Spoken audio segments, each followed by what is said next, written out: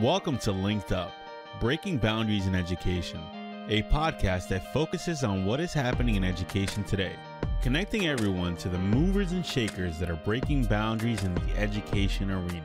Welcome back to LinkedUp Breaking Boundaries in Education. We are here again at the Asbury Hotel. We have an event that we do here every year, so we love to try to do our podcast in person whenever we can. So Jerri and I can get to see each other. That's right. Not Absolutely. from Kansas to New Jersey, but instead now we're all in New Jersey. And we did this last year. We did it from the breezy rooftop, but it is way too hot for my makeup and my hair. So we decided to move to the fancy green room here at the Asbury Hotel. But last year when we did this, we had the same three fantastic guests who are sitting here right now. So we wanted to do a reunion episode with our guests.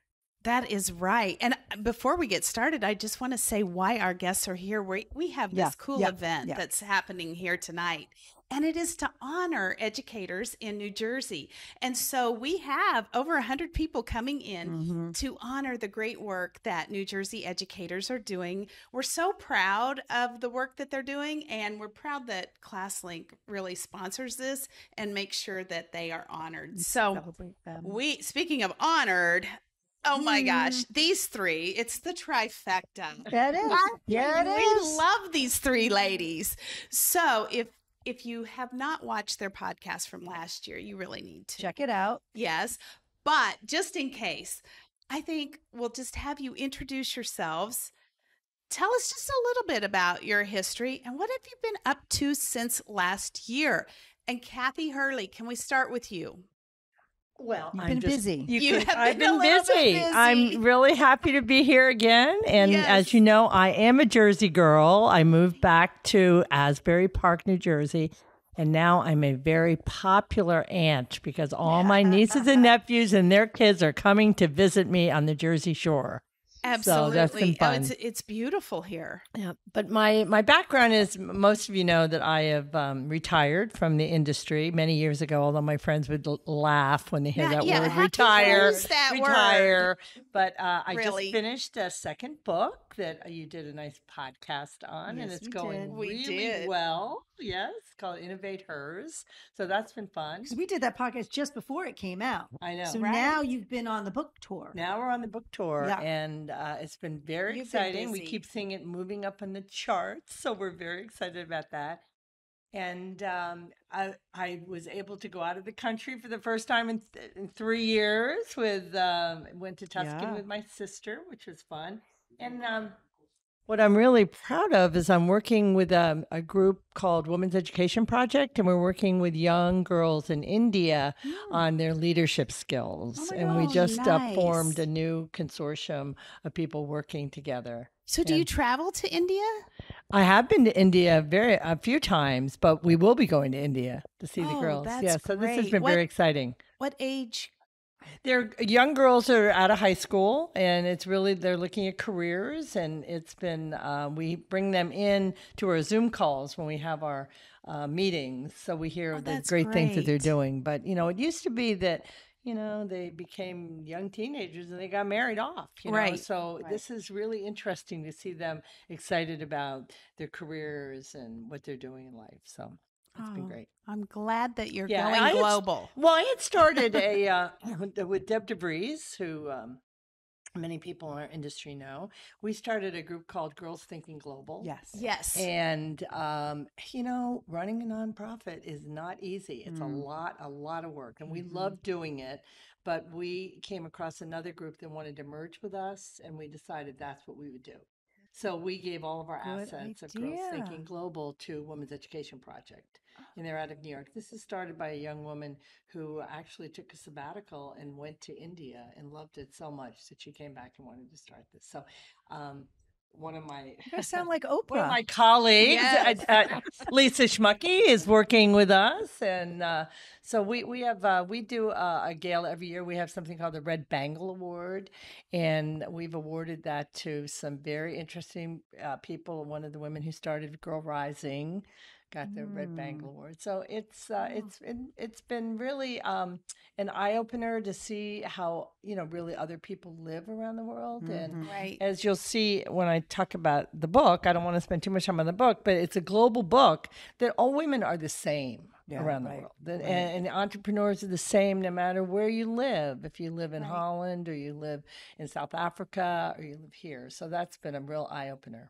Interesting. That's great. Yeah, you've been busy for sure in your retirement. In my retirement. Yes. In your retirement. You do in my more retirement. in your retirement than most people do when they work full time. And then I love Lisa's contribution to education. So entrepreneurial, actually. As well. Oh, thank you. Yeah. So tell us. Well, I mean, it's great to be back here again, talking with Ann and Kathy. I mean, this is really, and with both of you. So we really appreciate that. And as you know, I founded edweb.net 14 years ago. Yeah. So it's really been quite a great journey. And so one of the things I've been visionary, right? Especially in the times we're in right now. Well, I mean, they did look at me like I had a couple of heads when I told them the idea back then, and people didn't really necessarily understand it. So I don't really kind of have to explain the value of networking online and online professional learning, especially now, especially now. Right. Yeah. We all get it now. Yeah, I know. So it's kind of it's nice to be on the other side where they call you visionary instead of saying what. You were way ahead of your time. But it's been through. The education industry is really just amazing. And particularly women and women's networking. Kathy has been on our advisory board, and Ann and I have worked together for a long time. And I think, I mean, this is kind of getting a little bit to the purpose of the book, which is around purpose-driven entrepreneurship. And I think when you kind of figure out what your purpose is in life, I kind of feel like I've come to that. Like, wow, I really did figure out why I'm here and where I can make a difference. It just gives you not just your own personal energy, but I think it just rallies people around you in a way that's really often surprising and really amazing, and helps to even keep you going. So and to be on the journey with Kathy and with the book and Bobby. Lisa didn't mention that she's in the book. One of the entrepreneurs in the book. Yeah. So being in the book and helping to promote the book and knowing a number of the women who are interviewed in here, but not knowing their whole story. Right. It's really been great to understand how they came to where they are. Zoe, who founded Women's Education Project, is one of them. And so that's really been great. I mean, the other thing, just thinking about this past year, has been to just focus on what is important. I think everybody kind of went through that the past few years, because we were all dealing with so much and feeling overwhelmed in so many ways that you really had to think about what's important. And this ties back to the book a little bit. I had a lot of things on my plate, some of which were things that I was compensated for on the side to help me bootstrap EdWeb along the way, because women kind of need to do that when you're starting a business. And I kind of woke up and said, I don't have to do all this anymore if I don't feel like that's where I can make the biggest difference. So one of the things I've done this year is take a number of things off my plate. I think Kathy just adds them to her plate. But, I felt the need probably added them to my plate. Yes, maybe. But I felt like I needed to take some things off my plate and really focus on EdWeb, specifically, which is a little bit hard because those things cross-pollinate. When you have a lot of things on your plate, you're learning things in different venues that you apply to others. So I miss a little bit of that, but I still really like that I can really focus on EdWeb and helping teachers and all educators. And we're global as well. So and Lisa, if someone doesn't know what EdWeb is, can you tell us? Yeah. So we're a professional social network that hosts online learning in the form of webinars that are integrated into communities on topics for pre-K-12 education. It's all free. And in 42 states now, if a teacher comes and participates in an hour, they can use that to renew their state teacher's license for free, which is great. Yes. But during this year, we've worked with a lot more district administrators too, as this being a solution for virtual professional learning, because people have really realized that particularly administrators, I think, used to think everybody needed to be in the room with eyes on and things like that. And everybody's getting that virtual learning, online learning has its place. It may not be the only thing, but it's an important piece. And cross-pollinating. Talk about bringing ideas from different parts of the country or even the world to your world. It's great. Well, and Learning Forward just issued new standards on professional learning, and one of them is to collaborate with other educators outside of your district. So important. That's one of the standards. Yes. Oh, that's such a big one. It's a really important one, especially when you are in a small school or small district. I mean, you really do need it. Absolutely. And you need it, personally and professionally, I think, to really have those connections. But so the audience for EdWeb is really wide ranging. I mean, you said K, but it's the teachers, it's administrators, librarians, any role in education. We have higher ed, mostly College of Education, in that area in higher ed, but we're now over 1 million educators in 185 countries. Oh my gosh. So it's gotten pretty. The reach is and incredible. The people that you have on are stellar.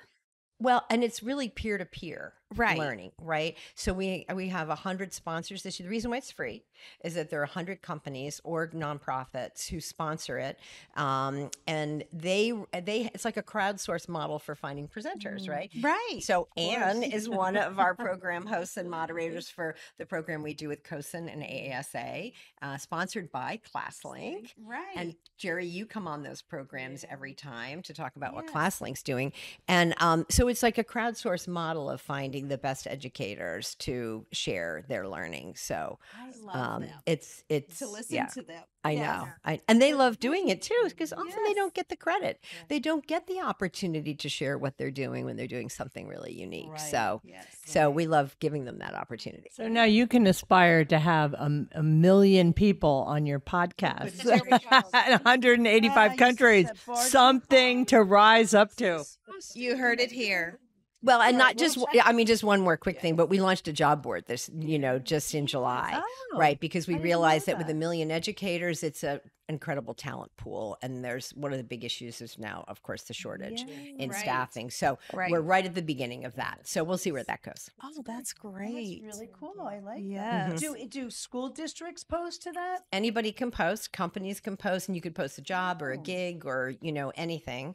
And the employers do pay a fee to, not this summer, it's free right now if anybody wants to post a job this summer. And then if you're a member of EdWeb, you get access to all the job opportunities. Oh, goodness. Very nice. Yeah. Always forward thinking. Yeah. Yes. Really. Trying. Program.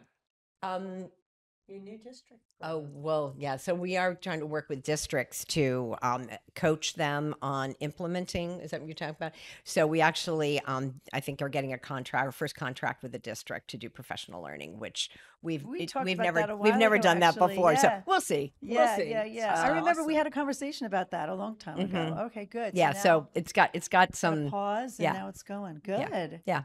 Oh, that's exciting. Good stuff. And so you have Anne as your moderator. Yes. Great segue. Great segue. Thank you. What a thrill to sit on this sofa with these two. Oh, my goodness. It just doesn't get any better. And these two. So, it's just perfect. It's perfect. So, I'm Anne McMullan, and I am a 34-year educator. I taught 8th grade social studies for 18 years. And then in the late 80s, early 90s, started playing around a little bit with technology with my students. And because I was one of the first teachers in the district who was not a technology teacher to use technology for teaching. And this was in the Klein School District just outside of Houston, Texas. They asked me to, as I jokingly say, cross over to the dark side and leave my classroom and go to the central office. But I had the wonderful opportunity to build one of the first educational technology departments in the country, where we were working with teachers to help innovate and leverage technology. And how do we do that? And I did that for 16 years. But then ultimately, my husband and I have 2 grown sons, and they both wound up in Los Angeles, California. So we followed them. My husband was retiring. I wasn't quite ready to retire, so I thought I'll start this consulting business, where I crossed paths with Kathy Hurley to learn a little bit about what one does in this whole consulting business and how that works. And I honestly thought it was going to be more around ed tech, but I kept getting more and more questions about leadership and how do you do that and how do you move people that way. So at that time, I actually wrote a little book called life lessons in leadership, looking at things from a leader perspective and what are some of the strategies that you use. And so that has taken off, and I've had the opportunity to I do a lot of conference work, a lot of speaking. I jokingly say that my business card should say, "Have mouth, will talk," and but I get to, thanks to people like Lisa, I get to do things like interview really smart people and ask them questions. In the series I do, which we are starting season 5, thank you very much. And thank you, ClassLink. Thank you, ClassLink. Yes. Yeah. Starting season 5 of our series on the empowered superintendent. And so what we're looking at is I typically interview 3 superintendents each month from across the country, looking at a different technology issue, but looking at it through the lens of superintendent leadership. You know, how do you do this? And the feedback has been tremendous, and it's been wonderful to work with them and talk with them, and particularly over the last several years where we've had so many changes and things coming forward. So it's just an honor to be here and to be with them and doing that. Have you heard the thing that a leader isn't the person who has the answers, but the person who asks the right questions? Oh, that's Thank right. you. And that is true. I mean, one of the things in the book and the life lessons, I have 5 different L's, but one of them is to leverage the talents of others. And you really need to do that. And then listen is the first one, you know, so that's how we do those things. So it's listen. It's listen, learn. And I think because a lot of times people think you've gotten to a certain point, so I know all this, I don't need to know anymore. So it's listen, learn, love your people and your program or process, whatever it is, leverage the talents of others, and then luck. Either be ready for it when it happens or make your own. And so those are the things that we look at. And I talk in the book, it's a simple little book because it's meant for leaders ages 8 to 88, you know. And so I happen to be in my own family. I am 9 years older than my one sibling. So I was, you know, the oldest sibling in the family. And that was kind of a leadership role. And then through school, different leadership positions. So, you know, you have it throughout life. It isn't just a professional thing. But you have these little guys on here. Tell the Well, that was interesting at the time, the way of the wallabies. So because I had just moved to Los Angeles and I happened to meet someone who was actually working on a film called The Flight of the Wallabies about a mother and daughter wallaby. And so I partnered with him, Michael Barrett. So I wrote the lessons in leadership and he wrote the little illustration stories with the wallaby characters and how they did it. How they were doing it. So that's what we did, and it was fun. But it is just a thrill to be here with this group today and have this conversation about, I think, a really critical issue of our time, which is education. And how are we going to keep going? What are we going to do? Right. That is so true. What are some things? I mean, you're all so involved and you see trends happening. What are you seeing that maybe wasn't so much of a trend, and now after the pandemic is really kind of hitting home and people are kind of getting it? What are some things that you're finding? Well, I don't want to use the word trend because trend implies that it's coming and then going, but something now that you're seeing that is sticking. Maybe taking hold. Yeah. Right. Well, I'll be happy to start. I mean, I'm going to mention something that these 2 women know much more about than I do, but it's professional development. I mean, there is so much going on in professional development. And I think because of the pandemic, there were teachers that realized they really did not know how to teach, with online. And I think that just started the whole thing that they could do hybrid kind of things. And I think companies started thinking more and more about the kinds of professional development that they were doing. Personalized professional development is just huge. And you see, I think, many more organizations. I mean, you mentioned the one that has the new standards, but there's Learning Forward. But every organization now has a professional development piece of it, whether it's ASA or it's ASCD. So I think that is just a huge growing area. Well, and that's what it's all about. It's about growth, personal growth, professional growth, but moving forward and not standing still. And that's where, it's so true. It's not just in education. We've always had professional development education, but we are seeing it in other industries that, we need to grow, and industries are investing in it. I know in ClassLINK, we each get several $1,000s per year to pursue professional development opportunities in ways based on our personal goals and professional goals. So it really is I love to see that it's so valued. And I think, to speak to your point too, the importance of connecting with others outside of our little bubble, right? And I think that has also established, like, wow, there's so much more that I could do and so much more that I could be.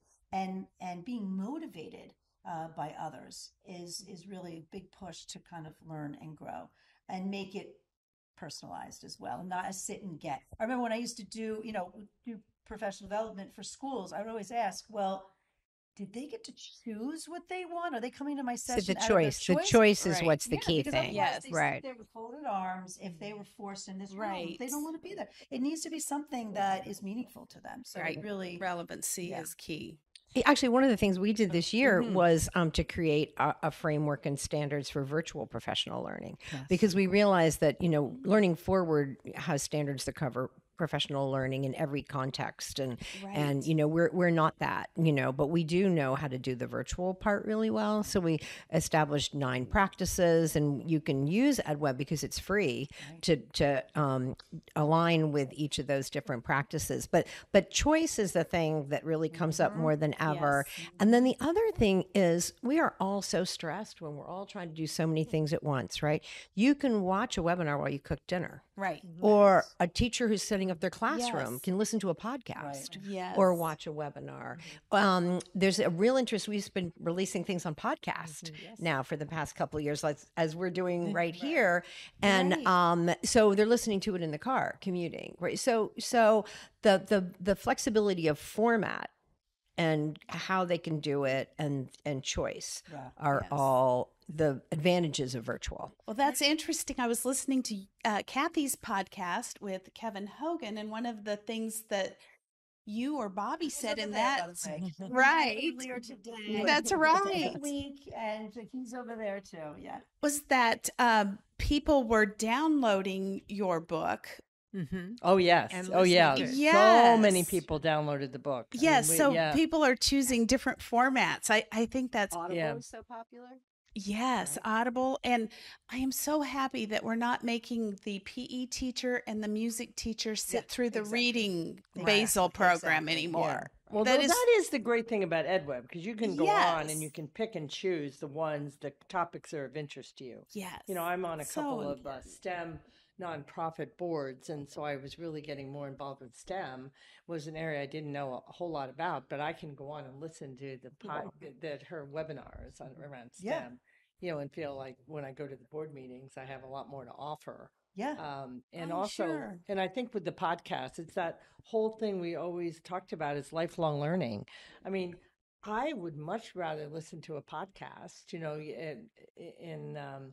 and different people that I follow that are of interest to me, and you learn something from so many smart people out there. It's something. Yeah, Jamie, I was thinking of that in your question about what do we see differently in school, and that piece. And I'm glad Kathy mentioned that phrase of lifelong learner, because the bottom line is, in the education business, we are in the learning business. And one of the things we have to do, all the things they were talking about with professional learning for the adults, we need to be doing that kind of thinking for students as well. Because the bottom line is, yes, you need to learn reading, you need to learn math, you need to learn, but you really need to learn how to learn.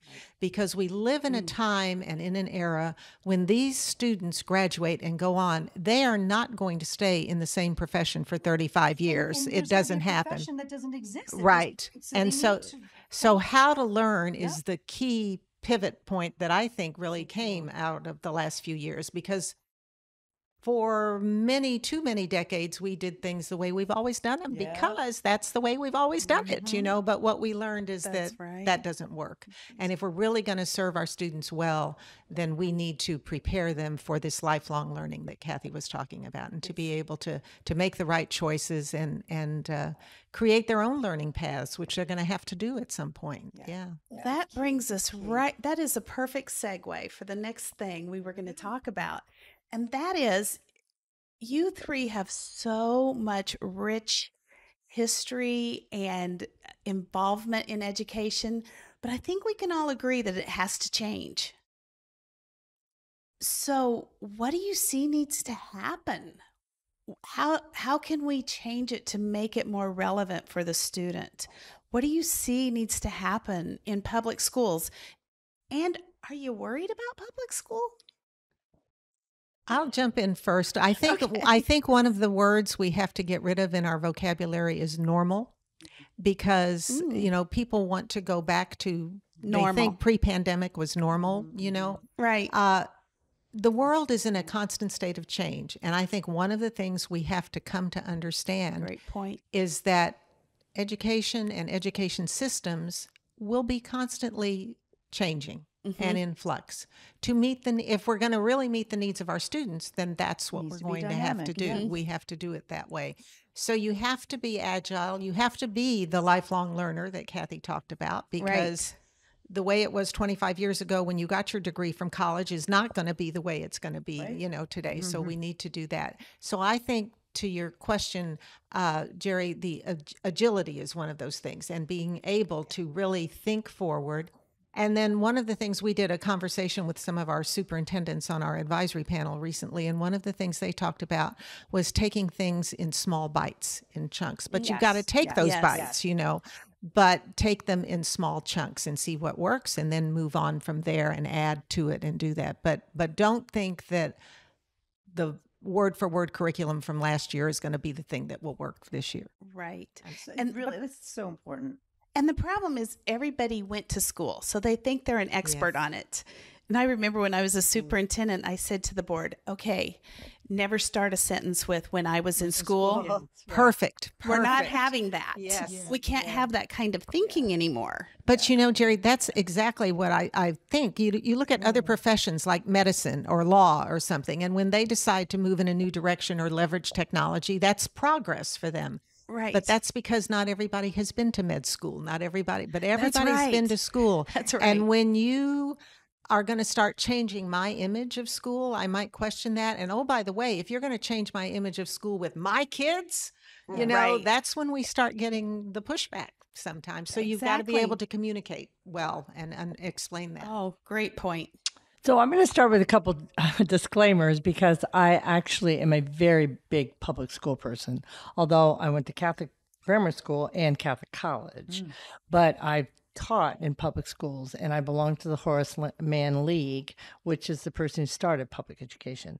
But as a country, we have got to keep public education, because it is for all kids. Right. And the services that public schools offer, you cannot always get in private schools, or you cannot get, in charter schools. So I'm not anti any of that, but I think public schools, we have to really make sure that they're better than ever, so that we're educating the kids that need to be educated, and all kids need to be educated. Right. So I think public schools are going through some issues right now, but again, I don't think people understand the importance of public education. So I think it's going to be there for a long time. Again, the thing that's just struck me over and over and over again is how many people who've accomplished something amazing. Maybe they're at the Oscars. Maybe they're getting a Grammy. They get up there to make their speech, and it's often a teacher who saw something in that, right? And the whole No Child Left Behind, where the goal was that, every teacher should be highly qualified. Every student just needs the right teacher at the right time, one teacher who sees in them a talent. And sometimes it's not a teacher. Sometimes it's another type of educator, right? Yes, exactly. It could be a coach or, and that to see something in that child that enables them to feel that they can do something that they never thought they, could do before. And it's kind of tied to my story as well, because about 10 years in, when I thought about how much the risk, we talk about risk in your book, and, are women willing to do that? I was like, why am I doing this?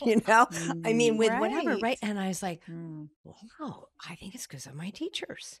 Like, I never was in the classroom, and I kind of always wanted to, but I got diverted from that. Right. And it was my way. I mean, it really has been my way of giving back to my teachers. So at what point were you able to reflect and say, like, oh, that's why? Was it like way in? That was it was our 10th year. It was and actually at that point, it was like we were thinking about, should we charge for something here, right? So we were thinking about that. Right. And it was like, no, it really needs to just stay free for all teachers and educators, whatever. And it was, again, that gratitude for what teachers had. And gratitude is like the greatest thing. If you can feel that, it's the best gift that you can possibly have in life. So I think encouraging young people to be interested in being teachers and motivating young people to go into the profession. And one of the most exciting things I've heard, Kathy and I go to the ERDI conferences, and we were at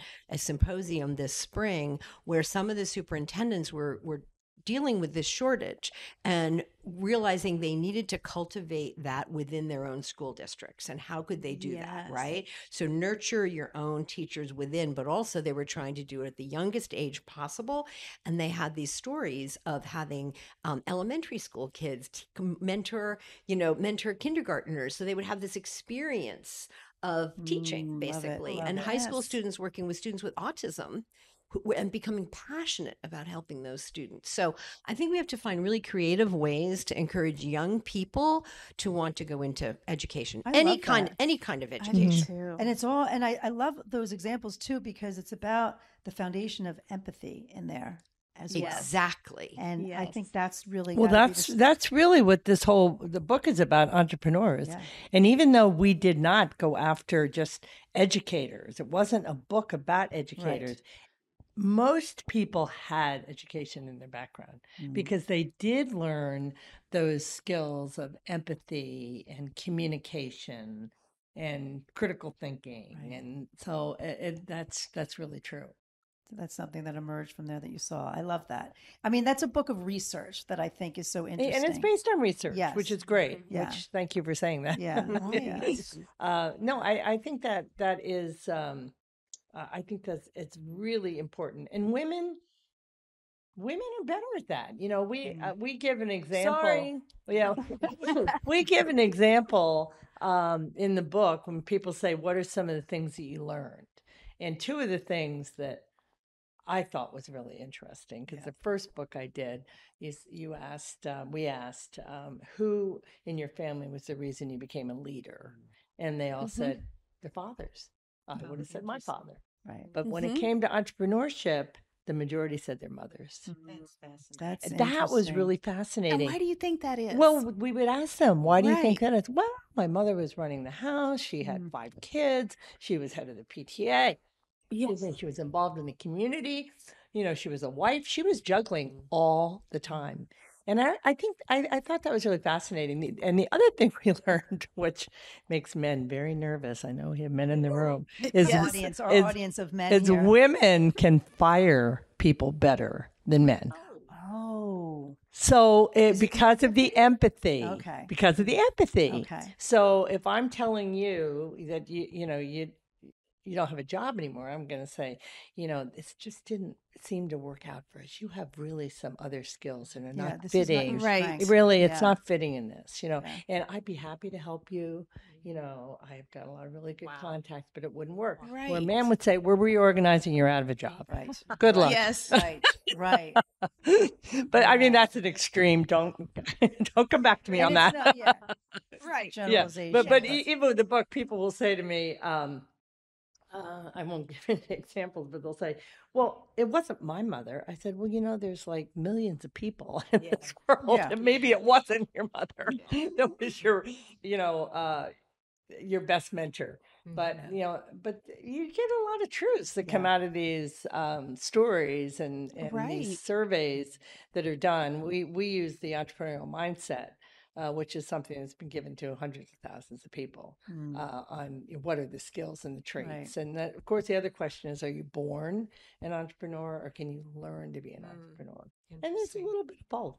So anyway, I just want to talk No, but just to say about that, Kathy's done a number of presentations on this, and I was at one recently, and you put a slide up that I really particularly helped me think about it differently, which is the skills on one side and the traits on the other, right? And so if you look at it separated that way, I think it helps if you have the inborn traits initially, but then you can really look at the skills, which can really be coached and helped with. So, at least, when you think of it that way, and I think it gets back to what a teacher can do for a child. It's giving somebody confidence, right? The mentorship that you're so good at, right? And that was one of the things that my biggest mentor did for me, was give me the confidence that I really could make a difference, right? So we can give that to people, right? Right. That's not a trait that you have to be born with. Well, and the other thing is, you don't have to always be so positive. You just want to help people.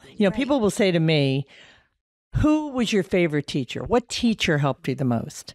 Well, the teacher that helped me the most was my English teacher, who sat down with me and said, Kathy, you write like you talk. So write a paper, read it, cut it in half, read it again, and cut it in half, and you could be a good writer. But it really made me think. I was very wordy, it's like, and I try to think of that too when I'm even giving talks. It's like, how much do people really need to know? I always have to cut it down because I know I'm going to double it when I'm there. Yes. Well, you three are just delightful to be with. And Jamie had talked about maybe bringing on a friend that was a young principal. Yeah. And so you've been in education. You all have different talents and interests within education. But as we're reaching back and kind of pulling to that new generation, what would you say if her friend was here today? What would you say? What would be your words of advice? Do you have any advice to give for leadership? The first thing I would say is thank you for your leadership. And I think we do need to thank people for taking on that role and doing that. It is a tough time. And so thank you for hanging in there. Thank you for being that leader. And then I would say thank you for your focus on the students, because I think sometimes we forget that that's who we serve, are the students, and so we need to do that as well. But I think another group that has come into the fold more so since the pandemic are parents. Parents and families became more involved with education in ways that they never had been before. Right. And that was a plus side of the pandemic. And I would say to the principal, keep that connection with parents, keep that working, because that's important. Because when you've got the whole family together, then the dynamic really works. My friends may have some other thoughts on that. Right. I don't know who said recently that, a school can't really succeed or whatever without a good principal. Like the principal is really the key to that whole learning environment.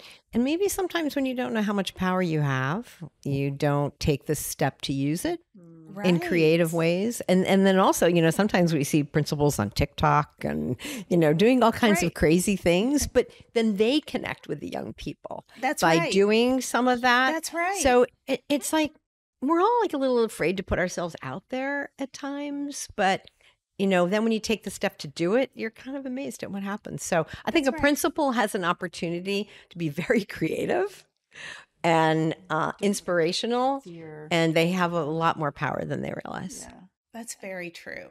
Yes. Good. And take some risk. Yep. Take a risk. At every stage. Don't let the fear stop. Yeah.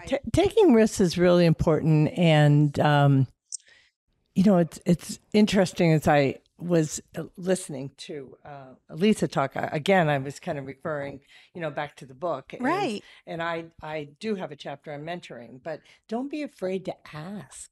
Yes. Don't look at people that you really admire, whether it's someone's giving a speech or it's someone in your school, and just say, do you mind if I ask you a couple questions? I mean, it can be in the moment. It doesn't have to be a lifelong thing of mentoring. But if you see someone who you'd like to emulate, or the way they behave or the way they answer questions, just ask them.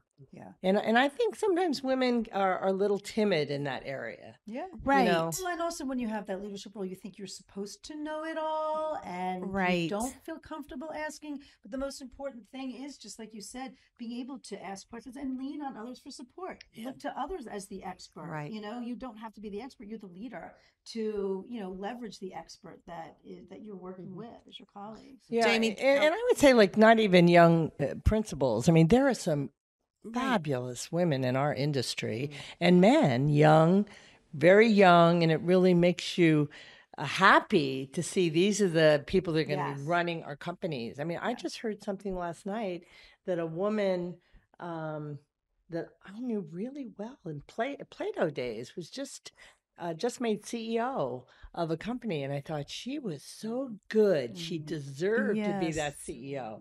And I see a lot of young women. Well, I just came from the Power Trip, which was Anne is on the advisory board. She's on the board for the Power Trip, but it was 55 women administrators, and the companies, of course, all sent them women. But there were some very young CEOs there who really gave terrific presentations.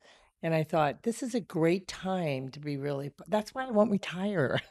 That's right. It's a great time to be part of this industry. And I think for people like all of us, I think you want to give back. I mean, what is your legacy? I want to give back. I want to see that the new group, coming along is really doing well. Jamie, you made the point about taking risk, and that's often intimidating for people. And you want to have this appearance of 100% success all the time. And I think that's one of the things leaders need to learn is how to take that risk. And when it fails, how do you then navigate? And I love, I'm not the originator of this, but this notion that FAIL means first attempt in learning, And so if we just, okay, that didn't work. I learned this from this. What do you all think? What might we do differently? How do we navigate? How do we pivot? How do we do that? And I think that's important. But I think as you get to certain positions, you don't want to take that risk. You don't want to have that fail sign attached. But I think even with students, if they'll fail too, and if we tell, okay, what did we learn this time, and then how do we move on? So yeah. And I also think that when you allow others to see that you are vulnerable and you ask for help, that's when my strongest relationships have been built. I remember in a superintendent role being vulnerable with a teacher and saying, I really need you. I need your expertise. And he was there to yell at me and tell me how much he hated the direction I was going. We are now very good friends. And I think if you can just say, hey, help me. Sometime. It's hard to do. That's a great point. A lot of times people say, mentoring, look for someone who's, a higher up or someone in the company, which I've had really good mentors like that. But I've learned more from some of the people who worked for me. As far as, mentoring. And you don't even know it's happening, but watching people, the way they operate. Mentors and inspiration, they're all around us, and we need to, be open to that and accepting of that. And I kind of, as I was thinking this, as we wrap up here, I kind of envisioned each of you as, the support you give to others, sort of this rolling ball of just bringing new people on, just bringing people along, and bringing them forward.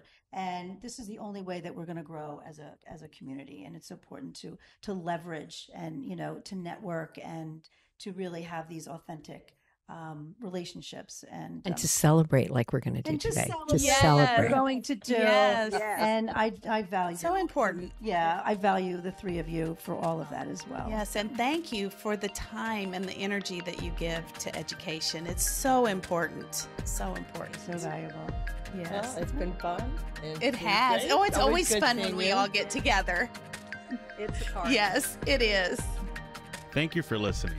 And if you would like to stay linked up, be sure to follow us on Apple and Spotify and subscribe to us on YouTube.